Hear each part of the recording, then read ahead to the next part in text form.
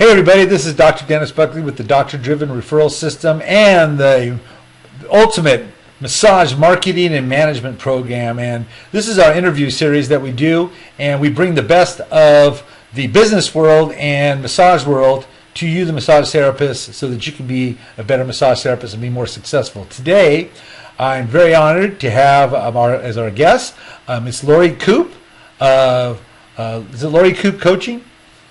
No. Lori Koop Business Coach. Lori Koop, the business coach. And she has a really cool program. It's called the Right Brain Business Plan, right? Okay. Yep, I facilitate that. Facilitate. Sure. Now, why not a left brain business plan? Let's get right into this. Well, left brain is what you see already out there.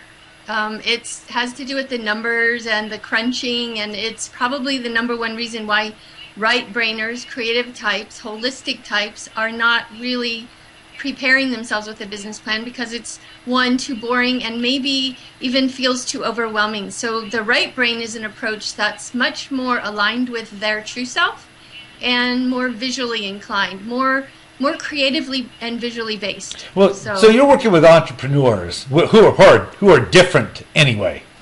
And so, yes, so you really like working with these special groups, right? These entrepreneurs, these people that are more creative, more artistic, more holistic. I mean, you really like working with those people. Why?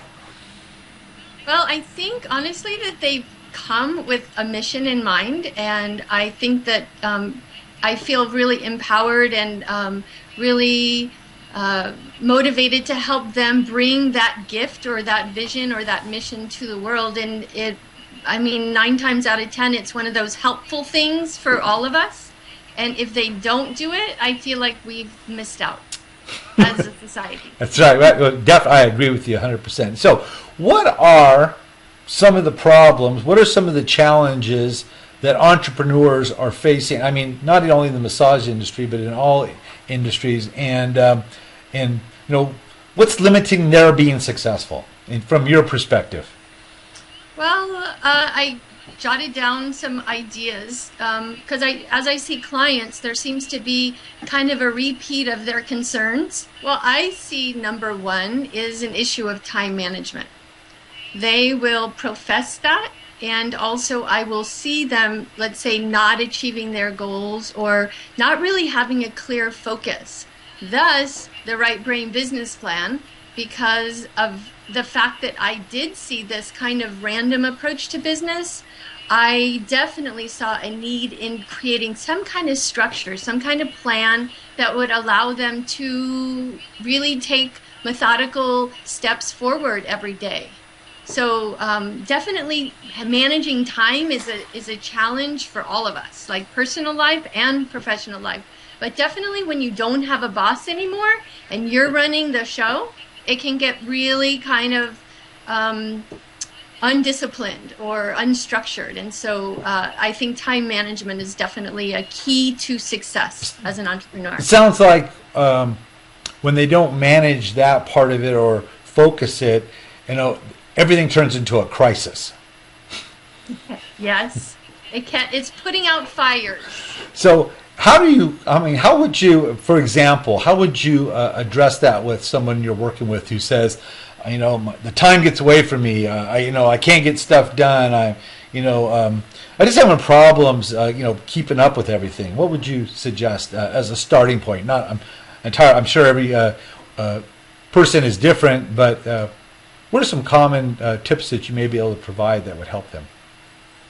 Well, actually, one thing that may seem kind of common sense, but isn't always for the creative type, is to start creating a calendar on paper, not just in their head.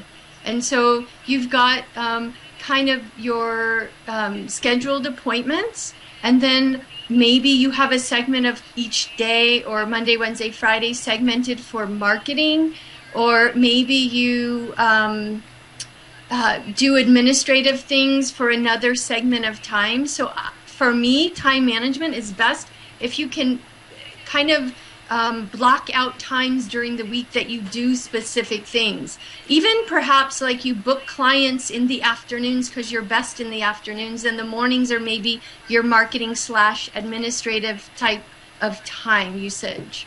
So I think definite blocks of time help to just create order. And I don't book appointments in the mornings, let's say, and so whenever you see a client, you book in the afternoon. So there's an inbred structure that you create. You know, you just touched on something right before this that really resonated, is that about trying to keep your schedule in your head.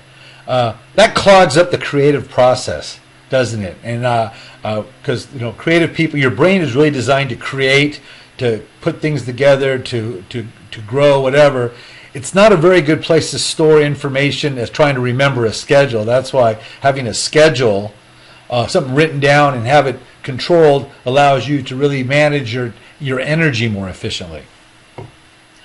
For sure. I'm way into journaling, which is that process of brain dumping. The calendar is this very same thing, is that when you are kind of stock full of just logistics, there is no magical moment of dropping in and hearing some kind of creative idea that's for you, that will maybe set you apart in the marketing end of things, or give you a new strategy for closing sales, or when you are clear in your head, it's like you can hear the good ideas that want to reach you. They surface. They're not getting suppressed by all the stuff you have to remember. Well, that's cool.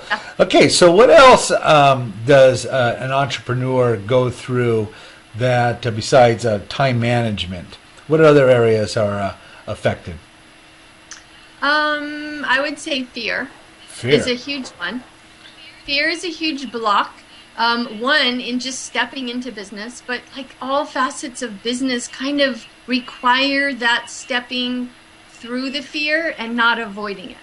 So things like sales is an issue for probably everyone who's never sold before, mostly because they have a different definition of sales and they think of sales as sleazy. So I do some work in kind of reformatting that definition, because if people don't know about you, if you simply don't communicate to them that you exist, then they can't come and get your services and heal their bodies or their spirits. So definitely, I would say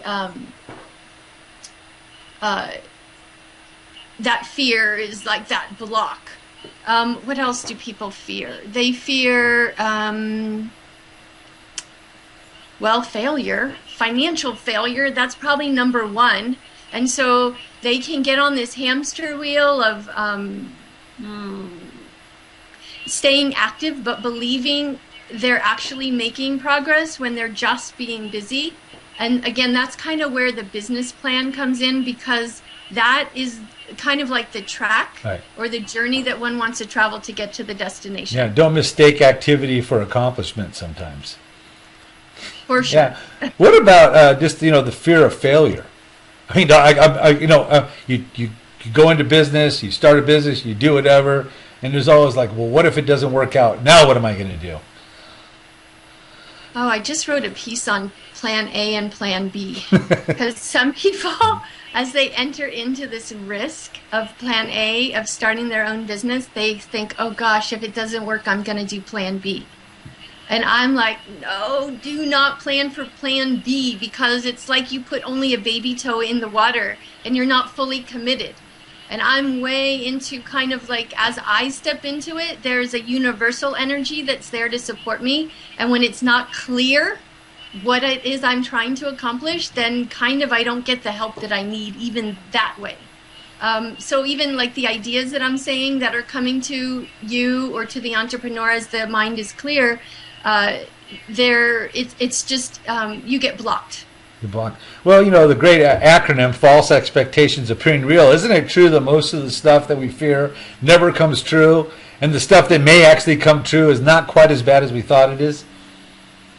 Yes, absolutely. So I think, well, I will tell you, can I give you Sure. just a little kind of formula? It's a self-coaching 101 formula, and I think it's really good for entrepreneurs, or really anyone who's considering entrepreneurhood, is this idea that a thought is that first crux of a bunch of things. So the thought comes first, which is, oh my gosh, I'm going to fail. Let's say that's the fear. Then there's a feeling that's generated of like fear, right? And then the action that comes from that place of fear is individual for everyone, but it is not. Fear doesn't energize us. It causes us to shrink back. And that's the opposite of what an entrepreneur really wants to do in order to create results. So I always start with entrepreneurs or anyone who wants to create something, manifest something with that thought. Because if the thought is not positive, or let's say the thought is, I call it crappy. If the thought is crappy, the results are crappy. And if the thought is positive, the result is going to be positive. It cannot be any other way. So I always start with, well, what are you thinking and how are you thinking? And if you're thinking it's going to fail, guess what? You're actually going to execute failure in the business. So energy flows where your attention goes. If you're focusing on failure, you're going to figure out or attract more failure. But how do people, it's a natural reaction to fear something like that. So I guess what you're saying is you have to be really intentional about, like you said, your business plan and have all these things in place that are really going to help you move forward with the proper actions and not just reactions. Is that what you're trying to kind of get across as far as in dealing with fear? Because everyone does. We deal with fear all the time. Yeah, it's not really about making fear go away. It's learning how to manage the fear. Fear is always going to be there when you're taking a step in a new direction and taking a leap of faith, if you will. And so learning how to kind of feel the fear and do it anyway is key. There's some things that, I have a list I can get to you. It's 50 ways to connect to your spirit, because in that place, in the right brain is my thing, is in the right brain there's peace, and then the left brain there's all those critical, fearful thoughts and voices that try to stop us from doing that thing we're called to do. So when fear strikes up, I say go to your right brain, and that might be go for a walk. It might be put on some favorite music. It might be call a friend or look at some letters or notes that you got from satisfied clients. So, and actually brings up the right brain business plan is, it begins with a collage, like a vision board, or I call it a vision book in my case, because we create little books, but it's breathing truth back in when the fear starts to kind of cause us to go off the road. Because off the road is non-productive. Right. It's getting you back on track, mostly on the track that you've set out on. But what happens is we get distracted by shiny things. We get distracted by, bumps in the road. We get distracted by, things didn't go perfectly, and then we get paralyzed because of the fact that we start overanalyzing and oh my gosh and everything. So you have to have some way of a process that takes you back and gets you back on track. That's why I honestly love journaling as a way to do that. I do that every morning, and I just basically have a conversation with my true self, and it's almost like I plug in to my source and I fill back up with the right thinking and the right mindset, and then when I enter the world and the day, I have a much, much different energy than if I were to just kind of, definitely not spend that quiet time with my true self. Right. Okay. So, got fear, we got time management. I imagine, and I think this is true of a lot of people in business, is there's this thing called numbers or bookkeeping or record keeping or accounting and stuff like that. Is that part of the problem too? Yeah. A lot of people think they were terrible in math, and so they should stay away from entrepreneuring because there's that element of math. But it's really, honestly, simply a matter of adding and subtracting, and we all do well with that. And if not, we have a calculator. So it's really just understanding how to record. I think that fear of the IRS coming after me or me doing something wrong is really just me also kind of knowing how to do my job. I mean, let's say, learned how to be a massage therapist. So it's simply learning how to, let's say, deduct as much as I can with the expenses that I have in my business. So it really is just a knowing. And you can't ignore it. It's a legal requirement when you're in business. Well, yeah, the thing is, the revenue is kind of a no-brainer because the IRS wants to know how much money you took in. But the key is the expense side, because for the dollars that you spend towards your business expenses, they're all write-offable. I mean, you don't have to pay tax on them, so that's the incentive for really keeping track of the expense side. Also, it's also good to keep a temperature of your business instead of saying, "Well, I think I'm doing okay. I think I have money. A bunch of money came in, but you can really fool yourself because of not being responsible." I guess one thing is that as a business owner or an entrepreneur, you have to wear different hats, and you got to be able to shift between the three. And I guess. Some people just really don't like the numbers, but if it's required, it's probably a good idea maybe just to hire somebody to do it for you. I was just gonna say that. I actually don't do my own bookkeeping, even though I have an accounting degree, because I kind of like the idea of a specialist doing the tallying and doing the data entry. It's not my most fun, but I'll get the reports back at the end of the month and then have an idea of how much profit I made, each month. But it's really as easy as, for me, if I've hired a bookkeeper, all I need to do is keep a monthly folder of everything that's come in and everything that's gone out in a financial way. So I always suggest for clients in business, open your own a business checking account, open your own credit card account. A lot of times they are the same. Like I use Wells Fargo for my checking, and they also offered me a credit card. So now I'm building business credit, which is always a good thing in case you want a loan later on. But those kinds of documents, even sometimes people will pay with PayPal. And we just had a loss of light. Poltergeist. What was I saying? Okay, so anything that goes in and out goes in that folder. And I do code mine, but my bookkeeper said I don't have to. So you could literally have that trip every month where you hand them the envelope, and then within a certain amount of time, they email you your reports. There you go.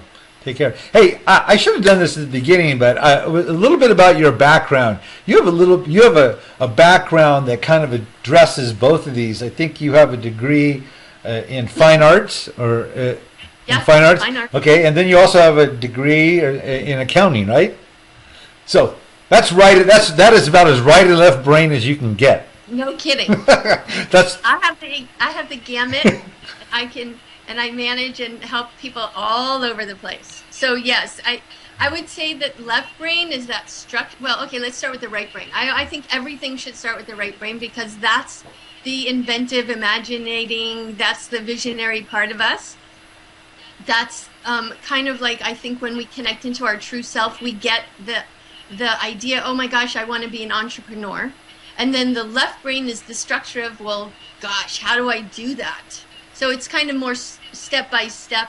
It's more logistics. It's more me creating it, actualizing it in the real world, not just dreaming about it. Right brain will dream, left brain will do. How did you get into coaching? How did you get into consulting and what you're doing right now? Okay, I started doing art, and it was very solitary, and though it was rewarding, I felt like I wanted to interact with people, and my whole life has been about finding my purpose in the world. And I think that my fear was that creatives were not walking the full gamut of their life because of the fear of entrepreneurship, frankly. And so I thought I could step into that space and empower creatives to do their true work in the world. Oh, very good.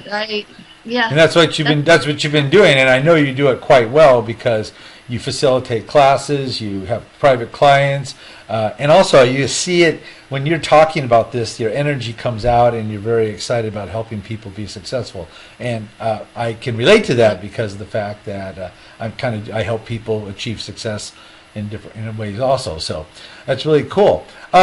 So we talked about basically three things. I'm sure there's more, but time management, fear, and the numbers, taking care of those things. I'm sure there's a lot more to it, but those are three great ideas. If people wanted to find out more about you, I know you have a newsletter and everything, where would they go? How would they go about doing that? Well, two things I thought about is, yes, True Entrepreneur is my newsletter, and it goes out not too much, but like enough to pass on tips and tools for the holistic practitioner, business person. And they would, the way to connect in there is www.lorikoop.com. Yep. So just directly from my website.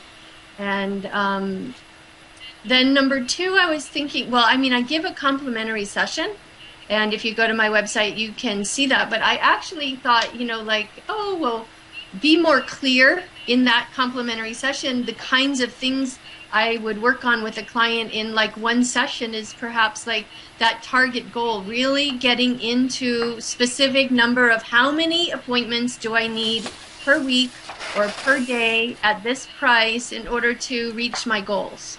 Or that whole self-coaching 101, how do I deal with fear? There's actual tools. I've kind of generally talked about it, but there's tools that you can go in and dissolve the thoughts, and then they don't plague you. Then you can move forward and create momentum. And then what else did I think? Oh, the numbers part. We could go step by step and create the file system that's needed to just feel comfortable in the bookkeeping / record keeping sides of things. So like one complimentary session could do one of those things. And those sessions can be done on Skype, they can be done over the phone, or if, that would probably work out the best for most people because this is going out all over the country and Canada. So, yep. Oh, very cool. Well, that's a very, very generous offer. And so they could access that or sign up for that on your website. Yeah. Very good. And that's www.lori, Koop, KOOP.com. Yes. That's got it. All right, Lori. Hey, well, thank you for taking time out of your busy day to share this information with us. Any parting words for all the people that may be watching here, those entrepreneurs that maybe hopefully feel better about themselves and their ability to move forward right now? I would say, two things. One is just congratulations, because you're doing your life's work and you're daring to live fully. And number two, I'd say, and not because I'm a business coach, but don't be afraid to reach out for help. I think that a lot of our thinking is DIY, do it yourself, and I think that in joining energies with one other person, or even I offer these things called masterminds, where a group of entrepreneurs in all different businesses get together, there's just an energy that keeps you going during the rough times, and creates this camaraderie and love and support that that is really kind of critical in the ups and downs of an entrepreneurial journey. Yeah, that's true. I agree. We need to do another session of talking more about masterminds, because that may be a foreign concept to most people, but I know the value of it because it works great, and we'll make that a future interview. Okay. Sounds great. All right. Well, Lori, thank you so much for your time today, and we wish you the best. Talk to you soon down the road. And for everybody, you got to take advantage of her exceptional offer and get in contact with her, get her newsletter, and use this information to further your mission of helping people. So this is Dr. Buckley for the Doctor Driven Referral System and the Massage Management Mastery Program, and we'll see you next time. Bye-bye.